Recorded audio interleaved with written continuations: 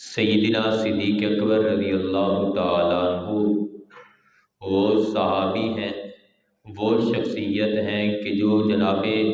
نبی کریم صلی اللہ علیہ وسلم کے پہلے صحابی اور پہلے خلیفہ ہیں، اور نبوت کے یہ جو ہے چنے ہوئے منتخب شدہ امام ہیں امت کے لیے۔ جناب سیدنا صدیق اکبر رضی اللہ تعالیٰ عنہ، ان کو آقا علیہ الصلوۃ والسلام نے چنا، منتخب کیا اپنے مصلی کے لیے۔ جناب سیدنا صدیق اکبر رضی اللہ تعالیٰ عنہ کی اولیت کی گواہی قرآن مجید بھی دیتا ہے۔ جناب سیدنا صدیق اکبر رضی اللہ تعالیٰ عنہ کی اولیت کی گواہی حدیث رسول سے بھی ملتی ہے۔ جناب سیدنا صدیق اکبر رضی اللہ تعالیٰ عنہ کی گواہی مصلی رسول سے بھی ملتی ہے۔ قرآن مجید کے اندر اگر دیکھا جائے، قرآن مجید کے اندر اگر غور و فکر کیا جائے، قرآن مجید کے اندر ہے اولئک الذین انعم اللہ علیہم من النبیین والصدیقین والشہداء والصالحین۔ قرآن مجید نے ان لوگوں کا تذکرہ کیا جن پر اللہ نے انعام فرمایا، جن پر اپنا خصوصی انعام ہوا اللہ رب العزت کا۔ وہ چار گروہ ہیں، چار گروہوں میں سے پہلا گروہ جس کو اللہ رب العزت نے پہلے نمبر پر ذکر کیا وہ انبیاء علیہ الصلوۃ والسلام کا گروہ ہے کہ اولئک الذین انعم اللہ علیہم من النبیین۔ وہ لوگ جن پر اللہ نے انعام کیا، ان لوگوں میں سے پہلا گروہ، ان لوگوں میں سے پہلا طبقہ وہ انبیاء کا طبقہ ہے کہ انبیاء کے طبقے پر اللہ رب العزت نے اپنا خصوصی کرم کیا۔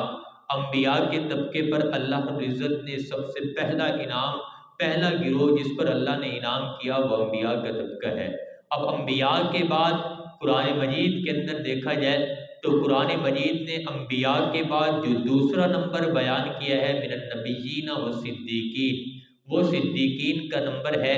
کہ جن پر اللہ رب العزت نے انعام کیا انبیاء کے بعد وہ صدیقین ہیں، اور جناب ابوبکر وہ صدیق اکبر ہیں۔ صدیق اکبر رضی اللہ عنہ کے سب صدیقوں کے بڑے ہیں۔ تو انبیاء کے بعد دوسرا مرتبہ جو ہے صدیقین کا آتا ہے، اس لیے فرمایا کہ تمام انبیاء کے بعد سب سے پہلا مرتبہ، سب سے پہلا اور اعلیٰ مقام وہ جناب سیدنا صدیق اکبر رضی اللہ تعالیٰ کا ہے۔ بعد کے اندر پھر شہداء ہیں، بعد کے اندر پھر صالحین ہیں۔ تو قرآن مجید کے اندر بھی اگر غور و فکر کیا جائے قرآن مجید کی اس آیت کو، تو قرآن مجید نے اس آیت کے اندر بھی ترتیب بیان کر دی کہ سب سے پہلا نمبر انبیاء کا ہے، نبی کا ہے، نبی کے بعد دوسرا نمبر جو ہے وہ صدیق کا ہے۔ تو گویا امت کے اندر پہلا نمبر خلافت کے اندر اور جو ہے صحابیت کے اندر، صدیقین کے اندر وہ جناب سیدنا ابوبکر صدیق رضی اللہ تعالیٰ عنہ کا ہے۔ مصلی رسول کو دیکھا جائے تو مصلی رسول پر مسجد نبوی علیہ الصلوۃ والسلام پر کہ جہاں پر آقا علیہ الصلوۃ والسلام نماز پڑھاتے تھے، آقا علیہ الصلوۃ والسلام جہاں پر نماز پڑھتے تھے آپ کے پیچھے صحابہ نماز پڑھا کرتے تھے، تو وہاں پر آقا علیہ الصلوۃ والسلام کے بعد کون آیا، کس نے آ کر نماز پڑھائی؟ تو مصلی رسول کو بھی اگر دیکھ لیا جائے تو مصلی رسول بھی اس بات کی گواہی دیتا ہے کہ سب سے پہلے جو مجھ پر آئے، مجھ پر آ کر جنہوں نے نماز پڑھائی وہ امام الانبیاء جناب محمد رسول اللہ صلی اللہ علیہ وسلم ہیں، اور امام الانبیاء کے بعد جو مصلی رسول پر آئے جنہوں نے آ کر امت کو، صحابہ کو نماز پڑھائی وہ جناب سیدنا صدیق اکبر رضی اللہ تعالیٰ عنہ ہیں۔ تو اس لیے مصلی رسول سے بھی، آقا علیہ السلام کے قول سے بھی جناب سیدنا صدیق اکبر رضی اللہ عنہ کی امامت کی اور پہلے ہونے کی اولیت کی گواہی ملتی ہے۔ آقا علیہ السلام جب بیمار تھے، آقا علیہ السلام کو جب تکلیف تھی، آقا علیہ السلام جب اتنی شدت کی بیماری کے اندر مبتلا تھے کہ آقا علیہ السلام کو اٹھا نہیں جاتا تھا، تو اس وقت آقا علیہ السلام نے جب حکم دیا مروا ابا بکر فلیصلی بالناس کہ ابو بکر کو حکم دو کہ وہ لوگوں کو نماز پڑھا دے، تو اس وقت حضرت عائشہ رضی اللہ تعالیٰ عنہ نے عرض کیا یا رسول اللہ میرے باپ نرم دل ہیں، وہ کمزور دل ہیں، وہ نرم ہے، آپ کی محبت ان کے دل کے اندر بہت زیادہ ہے، وہ آپ کی جدائی کو برداشت نہیں کر سکیں گے، اس لیے آپ عمر کو حکم دیں۔ عمر جو ہے مضبوط دل ہیں، قوی دل ہیں، وہ اس کو برداشت کر لیں گے۔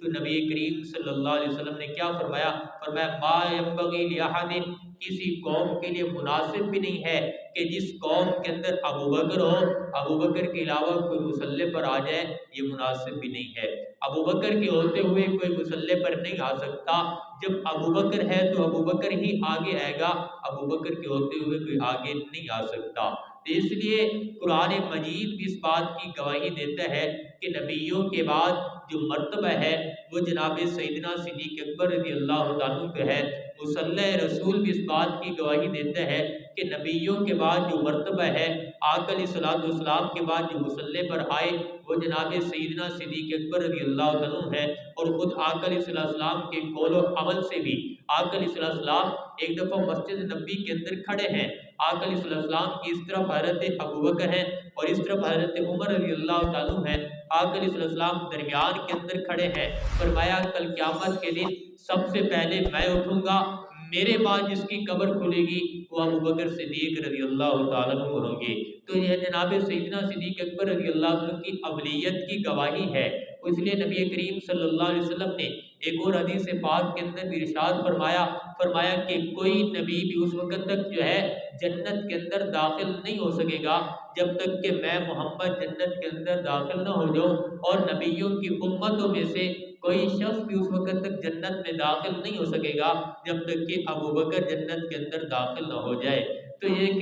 کہ ہر لحاظ سے جناب سیدنا صدیق اکبر رضی اللہ عنہ کو اللہ نے اولیت بخشی ہے، اللہ نے جو ہے فضیلت بخشی ہے۔ امام الانبیاء جناب محمد رسول اللہ صلی اللہ علیہ وسلم کے پہلے خلیفہ اور پہلے صحابی ہونے کا جناب سیدنا صدیق اکبر رضی اللہ عنہ کو شرف نصیب ہوا۔ اور جو ہے آقا علیہ السلام کے بعد، آقا علیہ السلام کے مصلی کے بعد اگر صحابہ اکرام کو بھی دیکھا جائے تو صحابہ اکرام کی گواہی بھی جناب سیدنا صدیق رضی اللہ عنہ کی اولیت کی ہے۔ انہوں نے بھی جناب سیدنا صدیق اکبر رضی اللہ عنہ کے پہلے خلیفہ ہونے کی، اول خلیفہ ہونے کی گواہی دی ہے۔ اور حضرت علی مرتضیٰ رضی اللہ عنہ سے جب کسی نے پوچھا کہ حق تو آپ کا بنتا تھا خلافت کا، آنے والے تو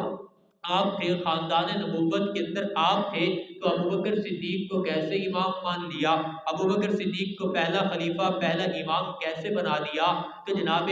سیدنا علی مرتضیٰ رضی اللہ عنہ نے جواب دیا، فرمایا جس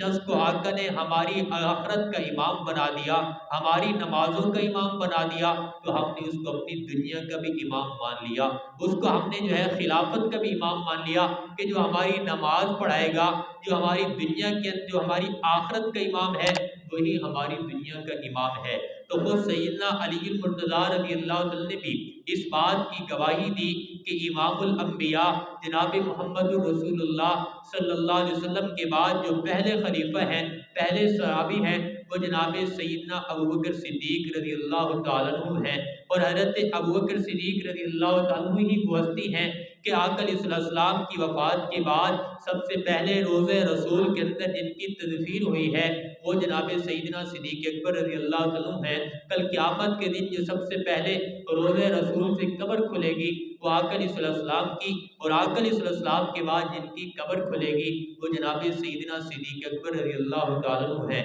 تو ہر لحاظ سے آقا علیہ السلام کے ساتھ جو ہے اولیت حاصل ہے، آقا علیہ السلام کے ساتھ قرب حاصل ہے۔ ہر لحاظ سے اسلام لانے کے اندر بھی جناب سیدنا صدیق اکبر رضی اللہ عنہ پہلے نمبر پر ہیں، اور آقا علیہ السلام کی تصدیق کرنے کے اندر بھی، آقا علیہ السلام کی جو ہے نبوت کی تصدیق کرنے کے اندر، معراج کی تصدیق کرنے کے اندر جناب سیدنا صدیق اکبر رضی اللہ عنہ پہلے نمبر پر ہیں۔ اور جو ہے آقا علیہ السلام نے جب یہ اعلان کیا کہ مسجد